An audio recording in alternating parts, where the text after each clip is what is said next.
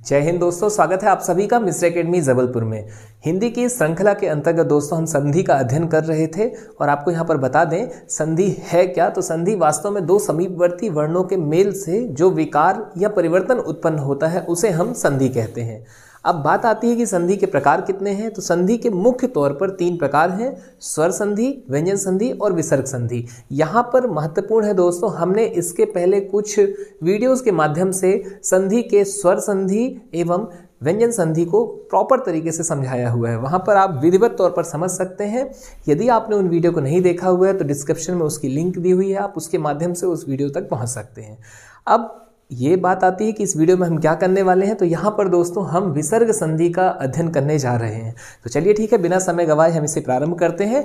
इसकी शुरुआत हम एक एग्जाम्पल के माध्यम से करते हैं। एग्जाम्पल आपके सामने है दोस्तों, विसर्ग आपको देखने मिलेगा इसमें। ठीक है, विसर्ग है, विसर्ग यानी कि मनः धन अनुकूल, तो यहाँ पर हमें देखने मिला मनोनुकूल। इसके अलावा यदि हम दूसरा एग्जाम्पल लें तो तपह धन बल यानी कि तपोबल। ठीक है, अब यहाँ पर महत्वपूर्ण बिंदु है कि भाई हमें विसर्ग देखने मिल गया, तो अब इसका कुछ नियम निकल करके आएगा। ठीक वैसे ही जैसे कि हमने स्वर संधि में देखा हुआ है कि स्वर संधि का नियम कहता है कि स्वर हो और स्वर यानी कि दो स्वर मिलें। स्वर कैसे? तो जैसे परीक्षा धन अर्थी, परीक्षा के लास्ट में आ था और फिर आ से शुरुआत हुई तो परीक्षा धन अर्थी परीक्षार्थी। ठीक ऐसे ही हमने व्यंजन में देखा दोस्तों कि व्यंजन कहता था कि व्यंजन के बाद स्वर हो। अब ऐसे ही यहाँ पर विसर्ग है, तो विसर्ग का कहना है दोस्तों कि पहले तो आपको विसर्ग मिल जाए, और लेकिन महत्वपूर्ण बिंदु है कि भाई विसर्ग के बाद की स्थिति में क्या हो। तो विसर्ग के बाद में इसमें चाहे स्वर हो चाहे व्यंजन हो, कुछ भी हो सब चलेगा, पर वहां पर विसर्ग की उपस्थिति अनिवार्य है। अब इसी कड़ी में दोस्तों यहाँ पर विसर्ग के कुछ नियम हैं, ठीक वैसे ही जैसे कि व्यंजन के नियम थे। हालांकि व्यंजन के नियमों की संख्या ज्यादा है, विसर्ग के नियमों की संख्या कम है। फिलहाल यदि हम इसके नियम की बात करें तो इसका पहला जो नियम है दोस्तों वो कहता है कि विसर्ग जो है, ठीक है, अगर इसके पहले आ है और विसर्ग के बाद आ या थर्ड फोर्थ फिफ्थ, तीसरा चौथा पांचवा वर्ण। अब ये वर्ण कौन दोस्तों? तो हमने इसके पहले वर्णमाला में इसका अध्ययन किया हुआ है कि क्रमशः वर्ग होते हैं। का वर्ग है, चा वर्ग है, क ख ग घ इंगा, चा छा जा जा इया, टा ठा डा डा डा, ता था दा धा ना। तो इस तरीके से जब हमने देखा कि ये 5 वर्ग हमको देखने मिलते हैं, तो इन 5 वर्गों में क्रमशः आपके क्या मिलेंगे? 5 वर्ण मिलेंगे। तो पहला, दूसरा, आप क्रमांक, आप यहाँ पर एक इमेज में भी देख पा रहे हैं कि भाई क्रमांक जो है आपका, इसमें आप 3rd नंबर, 4th नंबर और 5th नंबर के जब आप वर्णों को देखते हैं तो उन वर्णों की यहाँ पर बात की जा रही है कि विसर्ग के बाद में आपके आ हो या आ के अलावा तीसरा, चौथा, पांचवा वर्ण हो या अंतःस्थ व्यंजन यानी कि या, रा, ला, वा और हा भी दोस्तों यहाँ पर, ठीक है, एक उष्म भी लिया जा रहा है। हा भी यहाँ पर यदि आपको देखने मिलता है विसर्ग के बाद, तो ऐसी स्थिति में विसर्ग का ओ हो जाता है। अब कैसे, इसे भी हम उदाहरण के माध्यम से देखते हैं। बात की जाए दोस्तों यहाँ पर इस उदाहरण की, तो आपको यहाँ देखने मिला कि भाई ये है विसर्ग। अब विसर्ग के पहले आपका मन है, ठीक है, मन, और मन में आप अब चूंकि पहले ही आप पढ़ते हुए यहाँ तक आ रहे हैं, और यदि आपने नहीं अध्ययन किया हुआ है तो आप सर्वप्रथम वर्णमाला का अध्ययन कीजिए, उसके बाद आप क्रम से स्वर संधि फिर व्यंजन संधि का अध्ययन कीजिए, और फिर उसके बाद आप इस वीडियो में कंटिन्यू होइए। तो उससे क्या होगा कि आपकी एक लिंक बनेगी प्रॉपर तरीके से। क्योंकि सभी विषय में मेरी तो यही राय है कि भाई आपको एक सीक्वेंस से अध्ययन करना होता है, क्योंकि एक चैप्टर दूसरे से या एक टॉपिक दूसरे से कहीं ना कहीं आंशिक तौर पर कनेक्टेड होता ही होता है। ठीक है, चाहे वह प्रत्यक्ष रूप में हो या अप्रत्यक्ष रूप में हो, तो आपको पहले उसका अध्ययन कर लेना चाहिए। लेकिन आपने यदि नहीं भी किया हुआ दोस्तों, तो यहाँ पर अब आप इसे देख सकते हैं कि भाई ये है विसर्ग, ठीक है। अब मन लिखा हुआ है, तो ना का मतलब है दोस्तों यहाँ पर कि ना कैसा है, ना हलंत धन आ है, ठीक है, ना हलंत में है, और उसके बाद में आपका क्या देखने मिल रहा है, यहाँ पर आ देखने मिल रहा है। और आ का मतलब हुआ कि अब आपकी कंडीशन यहाँ पर सेटिस्फाई, आपका रूल यहाँ पर फॉलो हो रहा है कि विसर्ग है, विसर्ग के पहले आ है, और विसर्ग के बाद भी आपको आ देखने मिल गया, और जब भी ऐसी स्थिति होगी तो विसर्ग का ओ हो जाएगा, ओ हो जाएगा, ये यहाँ पर लिखा हुआ है। ठीक ऐसे ही यहाँ पर विसर्ग का ओ हो गया। अच्छा, ये हुई एक बात। दूसरी बात, विसर्ग के पहले की स्थिति, विसर्ग के बाद की स्थिति ज्यों की त्यों, जैसी है वैसी ही आपको वहां पर क्या करना है, उसको उतार देना है। जैसा कि आपने देखा कि भाई मन आपको ये देखने मिल गया और यहां से आपका नुकूल दोस्तों ये देखने मिल गया। बस आपने क्या किया कि इतने भाग का आपने ओ कर दिया। ठीक ऐसे आप जब तपह बल लेते हैं तो तपह में पा में आपका आ देखने मिल रहा है, यहां पर आ है, विसर्ग आपको देखने मिला, विसर्ग के पहले आ होना चाहिए, हाँ भाई विसर्ग के पहले आ है, और इसके बाद आपका देखने मिला दोस्तों यहाँ पर क्या है, यहाँ आपको बा देखने मिल रहा है। और बा कौन सा है, तो बा है आपका तीसरा वर्ण। तो आप चूंकि बा आपका तीसरा आता है कि प फ ब भ म, बा आपका थर्ड नंबर पर आ रहा है यानी कि आपका तीसरा वर्ण है। तो अब ये यहाँ पर क्या होगा दोस्तों, कंडीशन आपका ये रूल यहाँ पर सेटिस्फाई कि भाई आपका विसर्ग के पहले आ हो और विसर्ग के बाद में आ, या तीसरा चौथा पांचवा वर्ण ये या रा ला वा और हा हो, तो ऐसी स्थिति में विसर्ग का ओ हो जाता है। बस हमें यहाँ पर विसर्ग की जगह पर ओ कर देना है, यानी कि तपह बल मिलेगा तो क्या हो जाएगा दोस्तों, ओ आ जाएगा, यानी कि तपोबल हो जाएगा। तो यहाँ पर आपका ये रूल यहाँ क्लियर होता है दोस्तों। इसके कुछ और एग्जाम्पल हम यहाँ पर देखते हैं। एग्जाम्पल की यदि हम बात करें तो जैसा कि आपके सामने है, मनः धन अभिलाषा यानी कि मनोभिलाषा। अब यहाँ पर क्या हो रहा है, विसर्ग के पहले आ है, विसर्ग के बाद भी आ है। मनः धन अनुभूति यानी कि मनोनुभूति, तो ये भी आपका क्लियर होता है। थोड़े और एग्जाम्पल यदि हम लें दोस्तों यहाँ पर, तो हमें देखने मिलता है मनः धन विज्ञान यानी कि मनोविज्ञान। इसके बाद मनः धन विकार यानी कि मनोविकार, आपको वा भी देखने मिल गया। फिर इसके बाद आप देखते हैं मनः धन रंजन यानी कि मनोरंजन, तो आपको रा भी देखने मिलता है कि मनः यानी कि विसर्ग के पहले आ है और उसके बाद में रा है। मनः धन मालिन्य यानी कि मनोमालिन्य, और ये आपका माँ क्या है, तो विसर्ग के पहले का ना जिसमें आ है, ठीक है, और फिर विसर्ग के बाद आपको देखने मिलता है मालिन्य यानी कि माँ, जिसमें दोस्तों आपका क्लियर होता है कि ये है पंचमाक्षर। ठीक है, तो ये आपके यहाँ पर कुछ एग्जाम्पल थे जिनके माध्यम से आपने इस रूल को अपना श्योर किया। कुछ और एग्जाम्पलों की यदि हम बात करें तो आपको देखने मिल रहा है यशोदा, यशः धन दा, ठीक है, तो आपका दा देखने मिला दोस्तों, त थ द ध न, दा, और दा के पहले विसर्ग और विसर्ग के पहले आपको देखने मिला दोस्तों आ, तो ये भी आपका क्लियर होता है। मनोहारी, मनः धन हारी, मनोहारी, शरह धन जा, सरोज, सरह धन वर, सरोवर, तपोवन, तपह धन वन, तपोवन। तो उम्मीद है आपके ये रूल क्लियर हो रहा होगा। आप इसे प्रॉपर तरीके से नोट करते चले जाइए और इसी के साथ में आपके पास जो भी बुक है आप उससे बहुत सारे एग्जाम्पल लगाने का प्रयास कीजिए। चलिए ठीक है, तो हम चलते हैं अपने सेकंड रूल की ओर। विसर्ग संधि का अगला रूल दोस्तों आपके सामने है, और यदि हम इसकी बात करें कि भाई क्या कहता है ये नियम, तो यहाँ पर हम इस एग्जाम्पल के माध्यम से देखते हैं कि यहाँ हमें देखने मिला कि विसर्ग है, नी है, आशा है और यह निराशा हो गया। विसर्ग है, नी है, बल है, निर्बल हो चुका है। तो यहाँ हमें देखने मिल रहा है कि आपको रा का विसर्ग की जगह में आपको रा देखने मिल रहा है। ठीक है, तो अब हम चलते हैं भाई इस नियम की ओर कि आखिर यह नियम क्या है, कैसे ये रा हो रहा है विसर्ग का। तो यह नियम कहता है दोस्तों कि यदि विसर्ग के पहले आपके आ और आ के अलावा, ठीक है, छोटा आ और बड़ा आ के अलावा कोई दूसरे स्वर हैं, जैसा कि हमें यहाँ देखने मिला कि विसर्ग के आपके पहले कौन है, तो यहाँ पर आपको देखने मिल रहा है कि ना है, धन, छोटी ई है, यानी कि आपको ई देखने मिलता है दोस्तों। ठीक है, अब विसर्ग के बाद क्या हो, तो विसर्ग के बाद कोई भी स्वर हो, या हो, रा हो, ला हो, वा हो या हा, और इसके अलावा या फिर तीसरा, चौथा, पांचवा, यानी कि थर्ड, फोर्थ, फिफ्थ आपका जो वर्ण है वो यदि यहाँ पर है विसर्ग के बाद, तो विसर्ग का रा हो जाता है। चलिए ठीक है, इसे हम देखते हैं कैसे। तो भाई विसर्ग है, ई है, आपको यहाँ पर मिला नी, और इसके बाद आपको देखने मिलता है यहाँ पर आपका आ क्या है दोस्तों, यहाँ पर स्वर है। ठीक है, तो अब ऐसी स्थिति में विसर्ग का क्या हो जाएगा, विसर्ग का रा हो जाएगा। तो अब आप यदि इसे ऐड करें, आप देखेंगे कि भाई ऐड करने पर क्या है, आगे है नी, ठीक है, और बाद में है आशा, और अब जब आप इसे ऐड करेंगे तो रा अभी हलंत वाला है। हलंत का मतलब होता है कि अभी वो सिर्फ और सिर्फ एक्चुअल व्यंजन है, और वो वर्ण कब बनेगा, जब उसमें स्वर मिल जाएगा। अब जैसे ही आप देखेंगे इसके बगल से आ आकर इसमें मिलता है तो ये बन जाएगा रा। तो इस तरीके से आपने देखा कि नी धन आशा निराशा हो गया। ठीक ऐसे ही दोस्तों यदि हम बात करें नी धन बल की, तो यहाँ पर भी ये जो विसर्ग है ये आपका रा है। ठीक है, रा हो चुका है, क्यों, क्योंकि ये कंडीशन सेटिस्फाई आपकी यहाँ पर ये रूल फॉलो हो रहा है। विसर्ग के पहले आ और आ के अलावा कोई भी आपका स्वर हो, तो यहाँ हमें देखने मिला कि विसर्ग के पहले कौन है, ना, हलंत, धन, ई। ठीक है, धन, अब ये विसर्ग हो चुका है रा, धन, बा, धन, फिर आपका आ, धन, ला, धन, आ। ठीक है, अब ऐसी स्थिति में दोस्तों जब आप इसे ऐड करेंगे तो होगा क्या, तो इसे देखिए आप ठीक तरीके से और नोट भी कर लीजिएगा कि यदि व्यंजन आता है रा के बाद, अब ये रा क्या है आपका, रा है दोस्तों यहाँ पर हलंत वाला, यानी कि अभी ये एक्चुअल व्यंजन है। ठीक है, और इसके बाद आपका स्वर नहीं आ रहा है, व्यंजन आ रहा है, तो ये अपना स्थान इसके ऊपर अर्जित कर लेगा। जबकि यदि आपको व्यंजन ना होते हुए स्वर देखने मिलता है तो ये स्वर के साथ मिल करके अपने आप को पूर्ण वर्ण के रूप में लेके सामने आएगा। तो इस तरीके से निधन आशा में निराशा होता है और निधन बल में निर्बल होता है। और एग्जाम्पल की यदि हम बात करें तो आपके सामने है एग्जाम्पल। इनमें क्रम से आपको यहाँ पर देखने मिलेगा दु धन बल यानी कि दुर्बल, पुनः धन आगमन, पुनरागमन। और इस बार आपने देखा कि जो आपके विसर्ग हैं ये रा हो जाते हैं और रा के बाद आपको आ देखने मिला और रा और आ मिल करके बड़ा रा बना लेते हैं।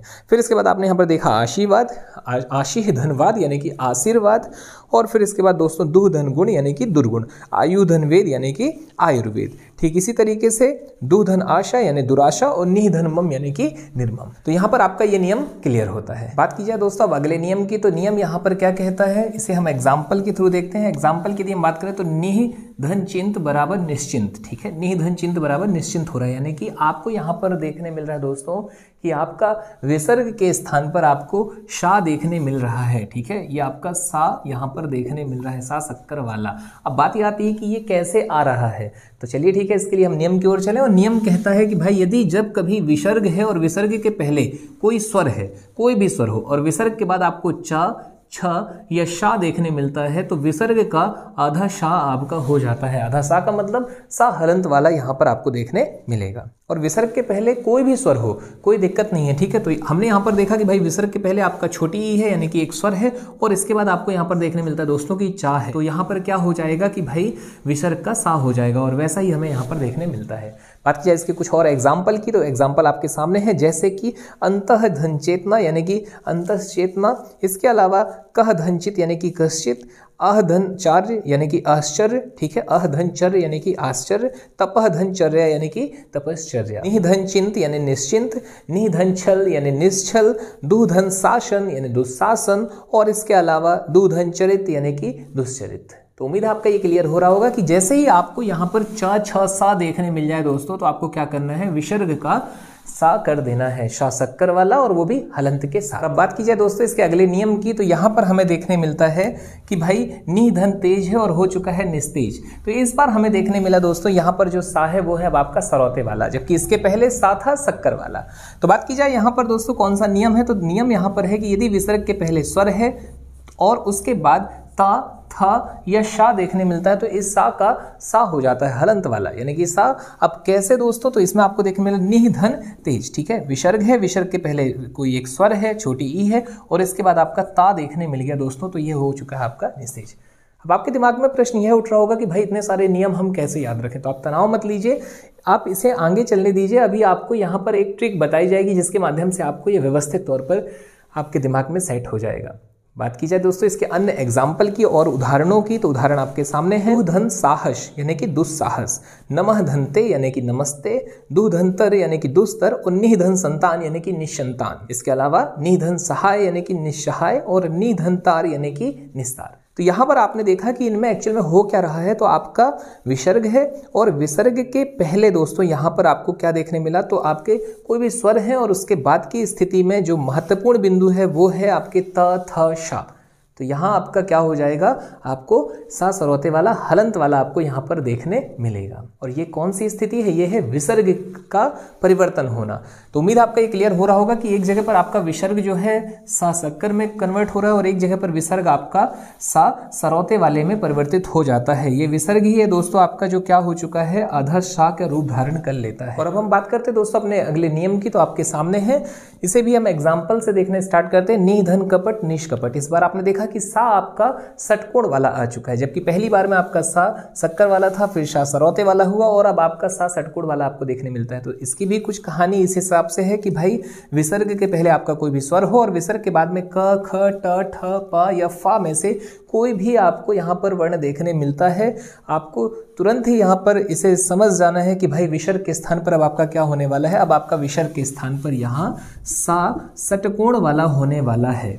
अब बात ये आती है दोस्तों कि प्रश्न कैसे आएंगे, तो प्रश्न आपका होगा निष्कपट लिखा हुआ होगा और आपसे पूछेगा कौन सा इसमें संधि है। आपने जैसे ही इसमें सा देखा वैसे ही आपका दिमाग यहाँ क्लिक कर जाना चाहिए कि यहाँ पर विसर्ग की संभावना है।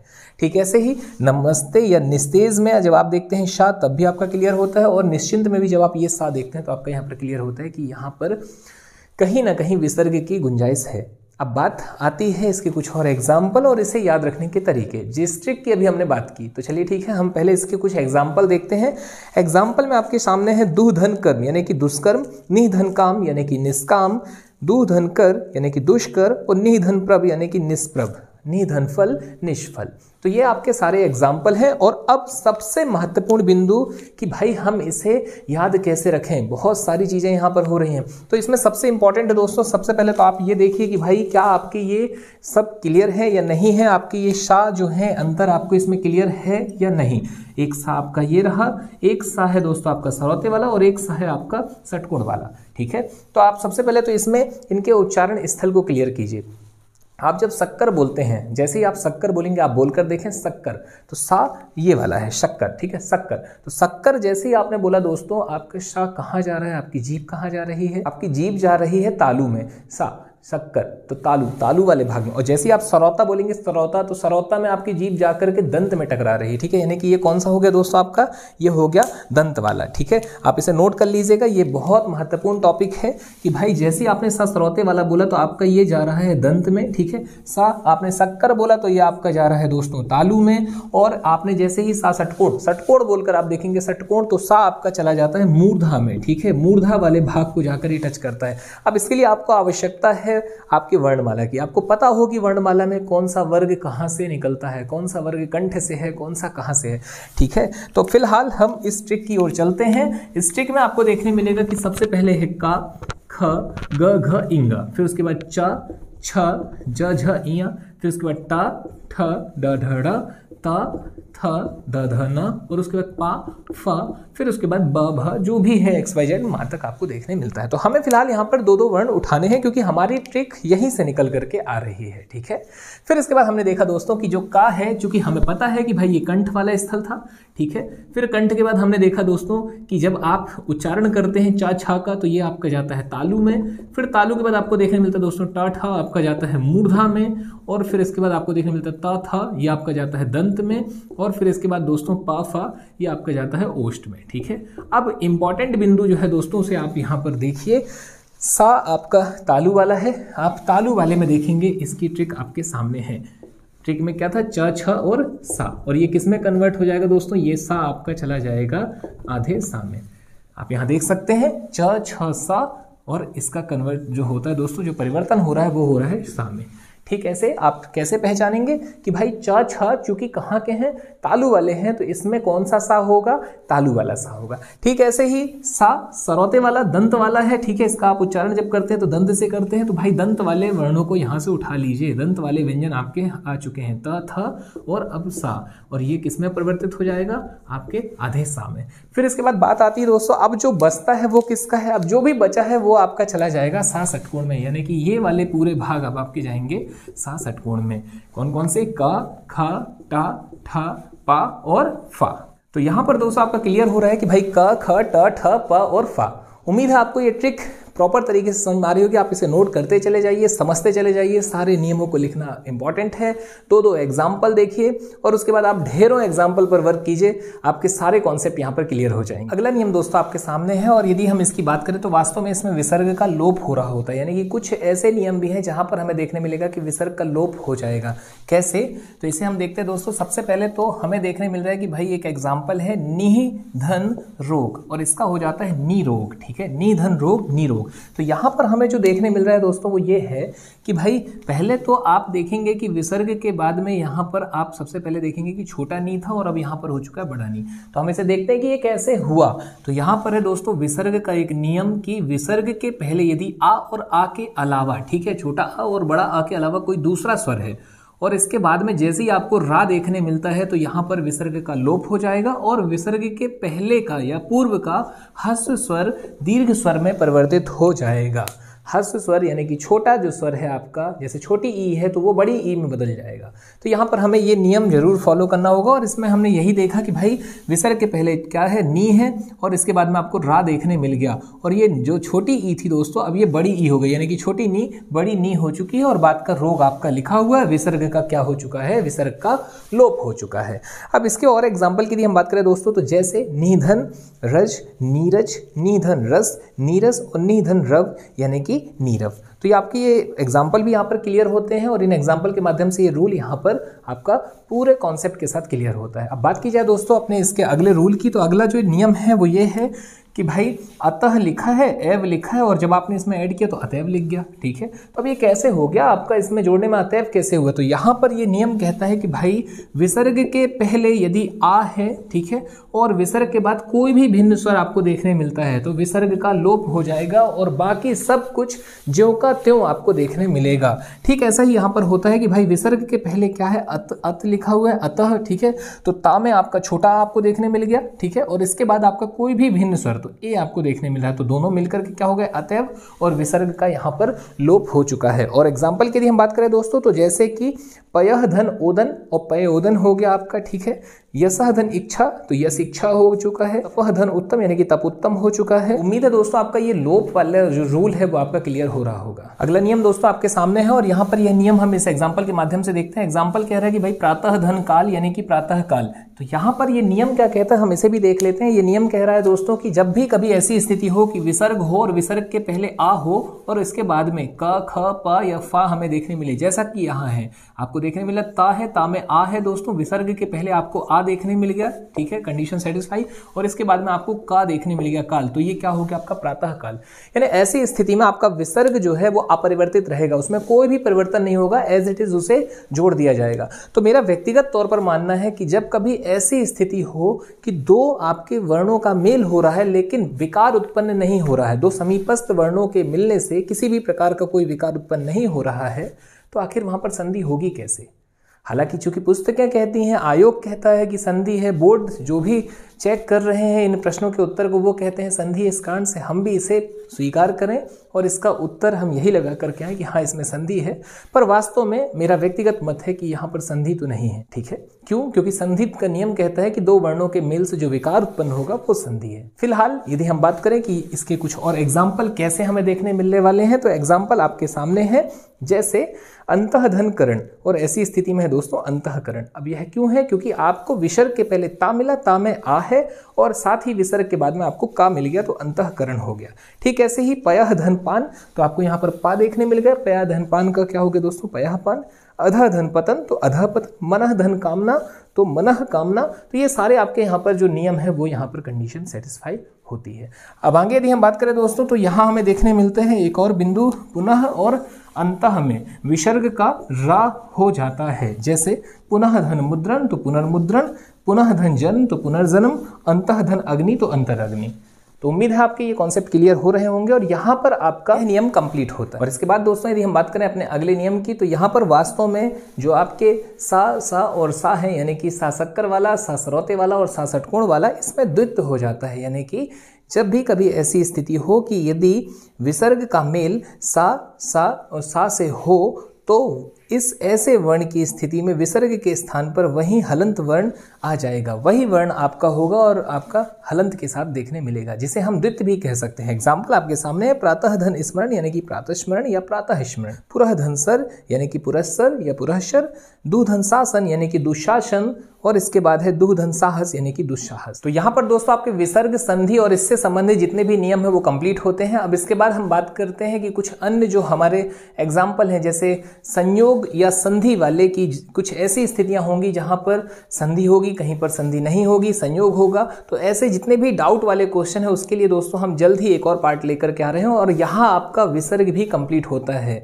यानी आपका संधि अब दोस्तों अपने अंतिम पड़ाव पर है, जो कि लगभग कंप्लीट हो चुका है। हालांकि कुछ अन्य महत्वपूर्ण एग्जाम्पल है जिसके लिए आपके पास नेक्स्ट पार्ट में वो सारी जानकारियां अवेलेबल होंगी। तो चलिए ठीक है, आज आपसे विदा लेते हैं, मुलाकात जल्द हमारे अगली वीडियो के साथ। धन्यवाद, जय हिंद, जय भारत।